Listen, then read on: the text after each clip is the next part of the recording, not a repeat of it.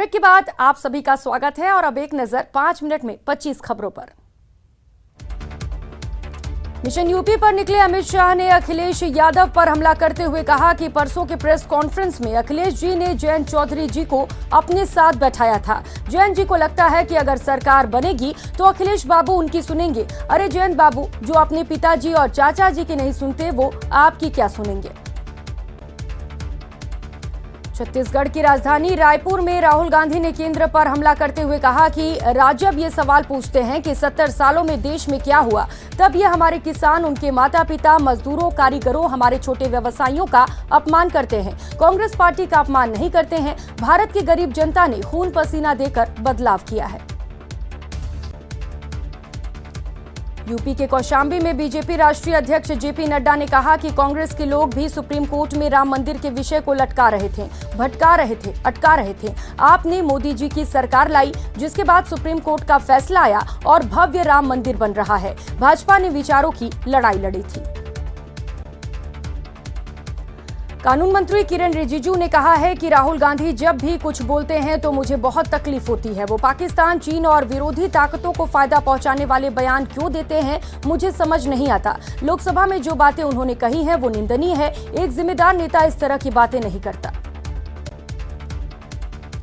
रक्षा मंत्री राजनाथ सिंह ने अमरोहा में सभा को संबोधित करते हुए कहा कि सपा की हालत इतनी खराब हो चुकी है कि अब अखिलेश यादव अपने हाथ में लाल पोटली लेकर घूमते हैं। जो डूबता है उसके लिए तिनके का सहारा काफी होता है।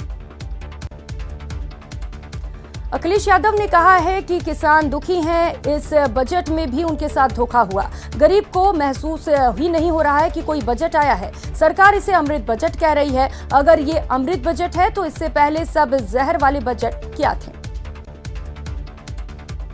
प्रियंका गांधी ने सिकंदराबाद में अपने संबोधन में कहा कि चुनाव को विकास के आधार पर लड़ना चाहिए। जो जनता के मुद्दे हैं वही उठने चाहिए और उसी पर चर्चा होनी चाहिए। मैं कहना चाहती हूं कि जाति और सांप्रदायिकता पर आधारित चुनाव नहीं लड़ना चाहिए। अरविंद केजरीवाल ने कहा कि गोवा में भाजपा ने 15 साल राज किया। मैं पूछना चाहता हूं कि इन 15 सालों में भाजपा ने गोवा के लोगों के लिए क्या किया? कुछ भी नहीं किया। भाजपा ने 15 सालों में सिर्फ घोटाले किए। बीकेयू के नेता राकेश टिकैत ने कहा है कि बजट से बहुत उम्मीदें थी लेकिन नुकसान हुआ है। उत्तर प्रदेश में हमारा सभी से ये सवाल रहेगा, जो भी वोट मांगने आएंगे उनसे पूछेंगे कि उन्होंने किसानों के लिए क्या किया। कांग्रेस के राजस्थान प्रभारी अजय माकन 6 और 7 फरवरी को जयपुर दौरे पर आएंगे। इस दौरान अजय माकन सभी विधायकों के साथ बैठक करेंगे। इस दौरान सीएम अशोक गहलोत भी मौजूद रहेंगे।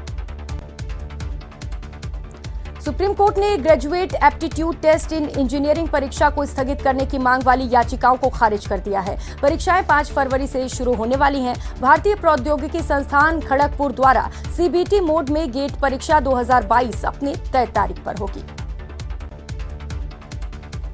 हरियाणा के लोगों के लिए निजी क्षेत्र में नौकरियों में 75% आरक्षण प्रदान करने संबंधी खट्टर सरकार के कानून पर पंजाब हरियाणा हाईकोर्ट ने रोक लगा दी है। गुरुग्राम इंडस्ट्रियल एसोसिएशन ने सरकार के इस फैसले को हाईकोर्ट में चुनौती दी थी।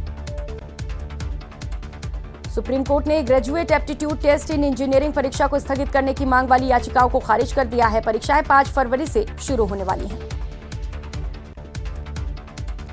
साल 2020 में गलवान घाटी में हुई हिंसक झड़प में चीन को भारत से ज्यादा नुकसान पहुंचा था और इसके कई सैनिकों की मौत हुई थी। ये दावा ऑस्ट्रेलिया के अखबार द क्लैक्सन ने अपनी रिपोर्ट में दी है। भाजपा के प्रदेश अध्यक्ष सतीश पूनिया ने आज उत्तर प्रदेश में एक चुनावी सभा में अनूठी प्रतिज्ञा कर सबको चौंका दिया। उन्होंने कहा, जब तक राजस्थान में भाजपा की सरकार नहीं बन जाती तब तक वे न तो माला पहनेंगे, न ही साफा पहनेंगे और न ही शाम का भोजन करेंगे। कोटा में आज पंचायती राज मंत्री रमेश मीणा की मौजूदगी में आयोजित बैठक में हंगामा हो गया। भाजपा विधायक मदन दिलावर ने कांग्रेस जिला अध्यक्ष की मौजूदगी को लेकर सवाल खड़े किए और हंगामा कर दिया। सीकर में भ्रष्टाचार निरोधक ब्यूरो ने लगातार दूसरे दिन बड़ी कार्रवाई की। एसीबी की टीम ने सीकर की लोसल नगर पालिका की भूमि शाखा के वरिष्ठ सहायक को 5000 की रिश्वत लेते रंगे हाथों गिरफ्तार किया। कोटा के सुल्तानपुर पंचायत समिति ने एसीबी ने कार्रवाई की। एसीबी ने कार्यवाहक बीडीओ विश्राम मीणा को रिश्वत लेते ट्रैप किया। बीडीओ ठेकेदार से 50,000 की घूस ले रहा था। भरतपुर में सेवर थाना क्षेत्र अंतर्गत बहनेरा गांव के पास में भरतपुर की तरफ से धौलपुर की तरफ जा रही एक कार डिवाइडर से टकराकर अनियंत्रित हो गई और ट्रक से जा टकराई। प्रदेश में कोरोना की रफ्तार सुस्त पड़ने लगी है। पिछले 24 घंटे में 8,073 नए मामले सामने आए, जबकि एक दिन में 22 लोगों की मौत हुई। एक्टिव केस का आंकड़ा 59,000 के पार पहुंच गया। देश में जानलेवा कोरोना वायरस महामारी के मामले कल की तुलना में आज बढ़े हैं। देश में पिछले 24 घंटे में कोरोना वायरस के 1,72,433 नए मामले सामने आए और 1,008 लोगों की मौत हो गई। कल की तुलना में आज कोरोना के 6.8% मामले ज्यादा आए। महेंद्र सिंह धोनी ने अपनी upcoming animated graphic novel Atharva the origin से अपना फर्स्ट लुक रिलीज किया है। धोनी ने खुद अपनी इस माइथोलॉजिकल साइंस फिक्शन नॉवेल का first look teaser social media पर फैंस के साथ शेयर भी किया। इस टीजर में आप देख सकते हैं कि धोनी अघोरी अथर्व के किरदार में नजर आ रहे हैं। बीसीसीआई ने आईपीएल 2022 के सभी मैच भारत में ही करवाने का फैसला किया है। बोर्ड प्रेसिडेंट सौरव गांगुली के मुताबिक लीग राउंड के मुकाबले में महाराष्ट्र के 2 शहरों मुंबई और पुणे में खेले जाएंगे। प्लेऑफ और फाइनल का वेन्यू बाद में डिसाइड किया जाएगा। वेस्टइंडीज के भारत दौरे के बाद श्रीलंका भी भारत का दौरा करेगी। पहले 25 फरवरी से भारत श्रीलंका के बीच टेस्ट सीरीज का आगाज होने वाला था, लेकिन अब शेड्यूल में बदलाव किया गया है। इसीलिए पहले दोनों टीमों के बीच T20 सीरीज खेली जाएगी। 2 मैचों की टेस्ट सीरीज का पहला मुकाबला 4 से 8 मार्च के बीच बेंगलुरु के बजाय अब मोहाली में होगा।